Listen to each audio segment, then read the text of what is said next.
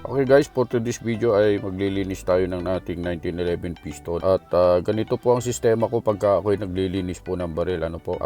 Tinatanggal ko po lahat ng pyesa. Siguro yung trigger lang iniwan ko kasi pwede namang linis yan kahit nakakabit yung trigger. Ang ginagamit ko palang panlinis guys ay gaas. Okay, meron tayong paintbrush na ginagamit at meron din tayong ginagamit na toothbrush.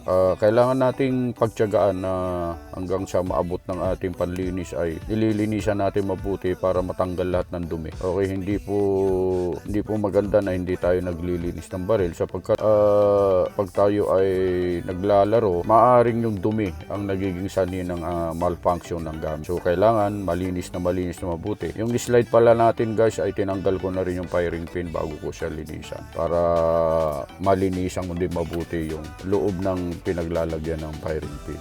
Okay, yung barrel natin guys, kailangan din natin sud-sudan yan hanggang sa lumabas yung mga nakakapit natin gas sa loob. Sud mo na ganyan para hanggang sa siya magpalabas ng mga dumi. Okay, at lahat ng parte ng parts ng barrel, pinakamaliliit ay nililinisan natin mabuti yan ang brush para tanggal lahat yung kanyang dumi. Pag inassemble natin yan ay kumbaga sa tao ay parang press na bagong ligo din. 'Di ba? Pagka ikaw naman kakaligo mo lang, 'di ba? Ang press ko lang yung pakiramdam. So, ganun din yung barrel, okay? Kasi yung mga spring, maliliit man yan o malalaki, kailangan din natin linisan yan. Para sigurado tayo na awan di pambar ko nada, no?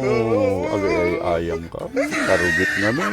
Nga nalinisan. Isong nga nagmading. At danto man di pambarin. So nga kailangan nga. Dalusan nga na imbag iti gamit. O, pasensya na po yung mga hindi nakakaintindi ng Ilocano. Ano po? Ilokalog po yung salita natin para sa ganun ay maiba naman. Ayan. So, kahit na pinakamaliliit, pati tornilyo, kailangan ding linisan yan. Okay? At mag-ingat lang kayo guys kasi yung mga pinakamaliliit na parte ng baril natin, baka naman ay maiwan dyan sa pinaglinisan nyo. Kailangan kapain yung mabuti yan para sa ganun ay walang maiwan kahit na pinakamaliit na pyesa. Alam nyo naman, napakamahal. Pagdating sa baril, napakamahal po ng pyesa. Kahit tornilyo lang sa grip, napakamahal na, kaya kailangan siguraduhin natin na walang mawawala. At yun nga guys, kailangan din nating linisan yan, punasang mabuti bago tayo mag-assemble. Ay patuyuin muna nating mabuti yan. Lahat ng ating hinugasan, brinas, kailangan din nating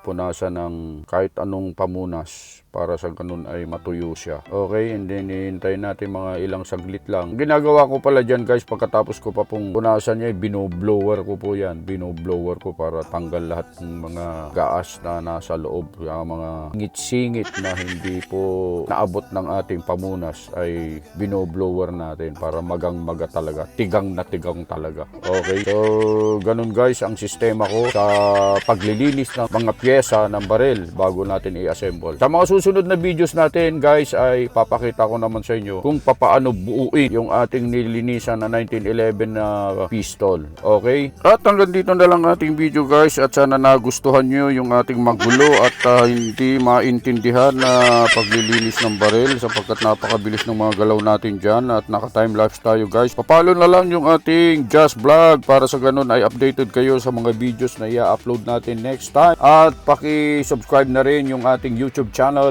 Just Vlog o Just Vlog pala. Just Vlog at saka Just TV para sa ganun ay ma-update din kayo sa mga videos na i-upload natin sa YouTube. Meron din tayong TikTok account at saka yung ating Facebook account Just Vlog. God bless and more power.